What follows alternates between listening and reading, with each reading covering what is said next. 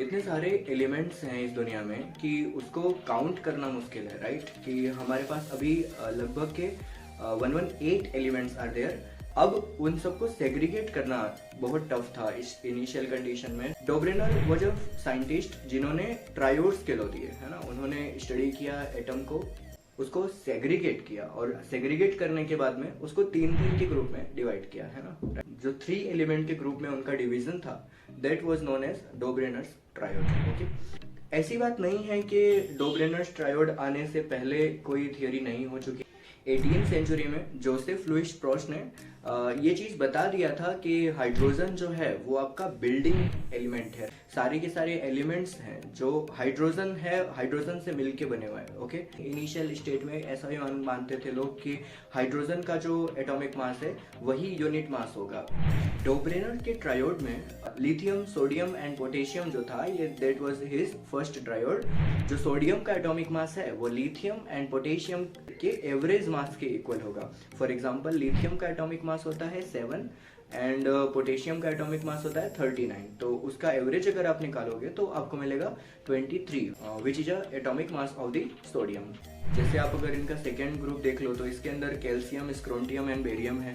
तो जो यहाँ पे कैल्शियम और बेरियम का एटॉमिक मास है, उन दोनों का अगर आप एवरेज फाइंड करोगे तो आपको मिल जाएगा स्क्रोंटियम का एटॉमिक मास 40 प्लस 137, जिसको आप 2 से डिवाइड करोगे एवरेज निकालने के लिए, और आपको मिल जाएगा atomic mass of the strontium which is 88.5। Okay, तो जैसे थर्ड ट्रायोड की अगर बात करें तो थर्ड ट्रायोड के अंदर था क्लोरीन, ब्रोमीन एंड आयोडीन। तो इसमें भी क्लोरीन और जो आयोडीन है उसका अगर आप एवरेज एटॉमिक मास निकालोगे तो ब्रोमीन का एटॉमिक मास आपको मिल जाएगा। बस इतनी ही थियरी थी डोब्रेनर साइंटिस्ट की, है ना, कि उन्होंने बस उसको सारे एलिमेंट्स को ट्रायोड्स के फॉर्म में डाल तो दिया था, but as we know that कि ट्रायोड्स के अंदर में सारे एलिमेंट को रख पाना कितना टफ है, राइट? जैसे कि अगर मैं बात करूं 118 एलिमेंट्स आर देयर, तो अगर इन सबको अगर हम ट्रायोड में रखें तो फिर बहुत टफ हो जाएगा, है ना। फर्स्ट लिमिटेशन तो ये था कि सारे एलिमेंट्स को हम एक ही ट्रायोड में नहीं रख सकते। Okay, second limitation was that कि अगर मैं बात करूं सिमिलर प्रॉपर्टीज वाले एलिमेंट की, तो we all know that halogens, है ना, हेलोजन्स सिमिलर प्रॉपर्टीज रखते हैं, fluorine, chlorine, bromine and iodine. तो अगर उनके पीरियोडिक टेबल के अकॉर्डिंग देखा जाए तो जो आपका क्लोरीन, ब्रोमीन और आयोडीन है, इसमें जो क्लोरीन के बाद में ब्रोमीन आ रहा है ना, ब्रोमीन तो एवरेज एटॉमिक मास से आपको मिल जाता है, बट वी नो दैट कि फ्लोरीन, क्लोरीन एंड ब्रोमीन ये भी ट्रायोड्स के अंदर में आने चाहिए। और अगर इनको हम ट्रायोड में रखते हैं तो because they are having similar chemical property, we all know that, है ना, हेलोजन है, ग्रुप नंबर 17 है पीरियोडिक टेबल में इनका।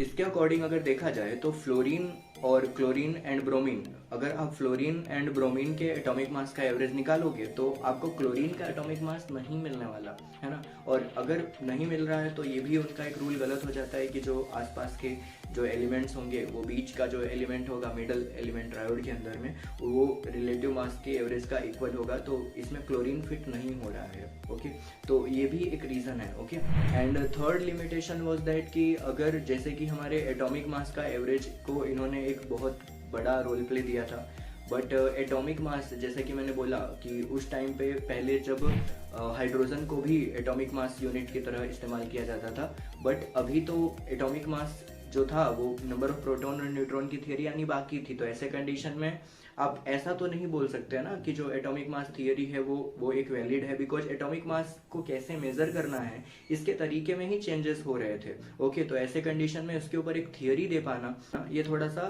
गलत था, है ना। तो this was the limitation of Dobereiner triad. बाकी एक चीज तो कभी हम नहीं भूल सकते कि डोब्रेनर ने ही सारे एलिमेंट्स को एक साथ रख करके एक अरेंज करने की एक कोशिश की थी। अगर आप ट्रायोड में से कोई एक एलिमेंट की केमिकल एंड फिजिकल प्रॉपर्टी याद रखते हैं तो आपको सारे एलिमेंट्स के उसके ट्रायोड के प्रॉपर्टी सिमिलर दिखेंगे। तो ये जो इनिशिएशन पॉइंट था, इसके लिए तो डोब्रेनर जी को ही क्रेडिट जाएगा, है ना। बाकी बस इस वीडियो में इतना ही है ना। अगली थियरी है आपकी ऑक्टेव लॉ के बारे में, जो कि एलिमेंट को 8-8 के ग्रुप में डिवाइड किया था उन्होंने, है ना। तो इसको हम देखेंगे नेक्स्ट वीडियो में। तब तक के लिए stay tuned. Thank you for watching this video.